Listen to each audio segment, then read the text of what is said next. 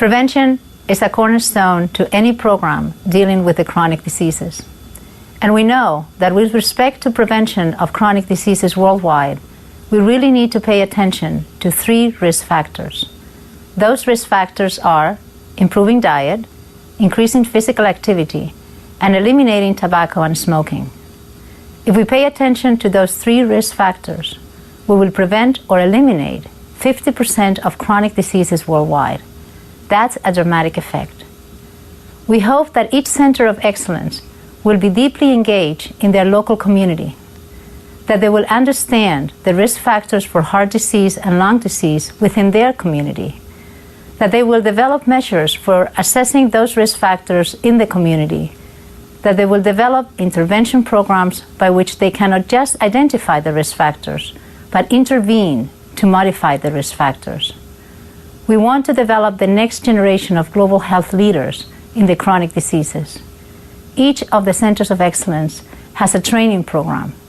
Those training programs are linked with training programs in a developed country, often to a school of public health here in the United States. This is really the nature of the global community today, that there is a dramatic sharing of information and progress on a global scale.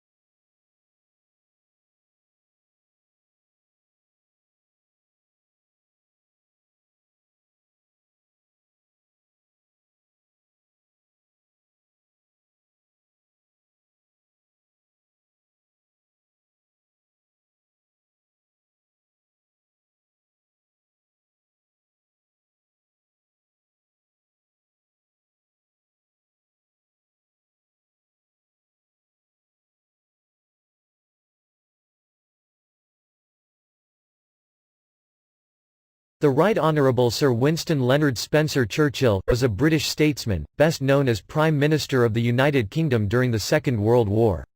At various times a soldier, journalist, author, and politician, Churchill is generally regarded as one of the most important leaders in British and world history. Considered reactionary on some issues, such as granting independence to Britain's colonies and at times regarded as a self-promoter who changed political parties to further his career, it was his wartime leadership that earned him iconic status. Some of his peacetime decisions, such as restoring the gold standard in 1924, were disastrous, as was his World War I decision to land troops on the Dardanelles. However, during 1940, when Britain alone opposed Hitler's Nazi Germany in the free world, his stirring speeches inspired, motivated, and uplifted a whole people during their darkest hour. Churchill saw himself as a champion of democracy against tyranny, and was profoundly aware of his own role and destiny.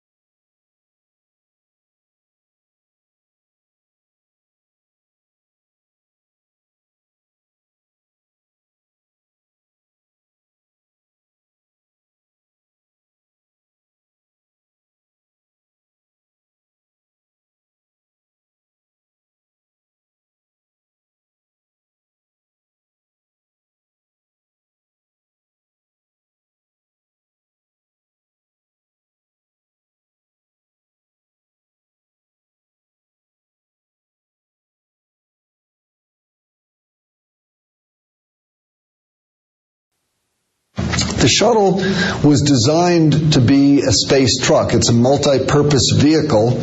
We've done a tremendous number of different things with it. It's the most versatile space vehicle that has ever been built. We've used it to launch satellites. We've used it to repair satellites in orbit and put them back into orbit.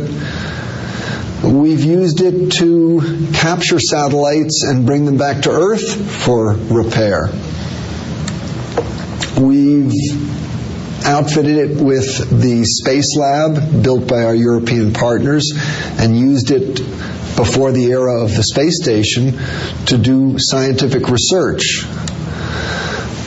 We used it as part of our partnership with the Russians, which is still continuing, first as part of the Mir space station, where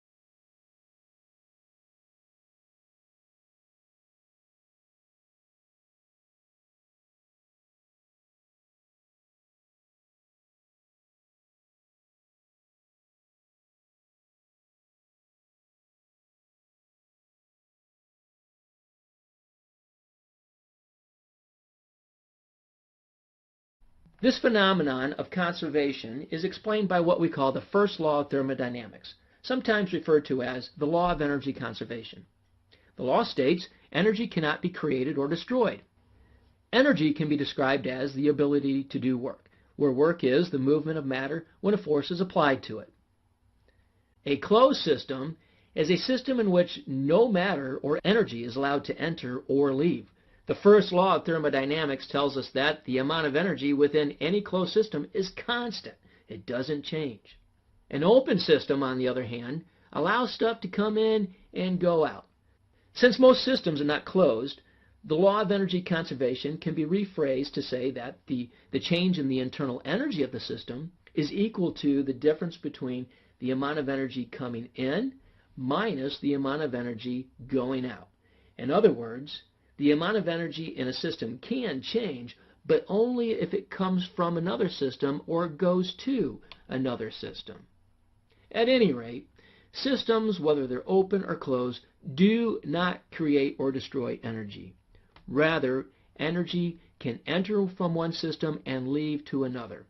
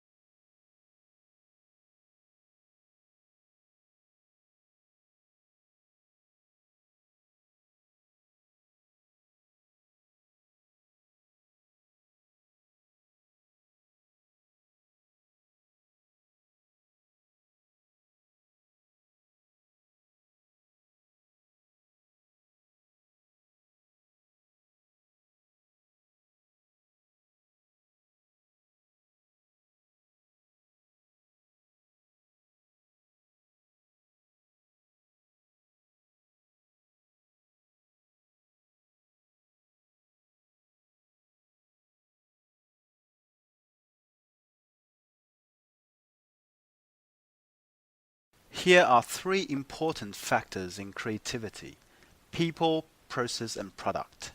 The most important one is the process. First, you have to create the right person through education with a creative mind. Second, you have to create the right process to have people engaged in innovation process. Third, you need to find the right problem to work on. Human beings can survive and prosper largely depending on the creativity they have. If you can identify and assess the creativity of a finished product, it is taken as a proxy for the creativity of the person who produced such a product. Therefore, a creative product should be surprising, original, beautiful, and useful. People should have factors necessary for genius, ability, and right mindset. You should improve to imitate and change inside look from new perspective, innovatively create something with imagination to expand conceptual spaces.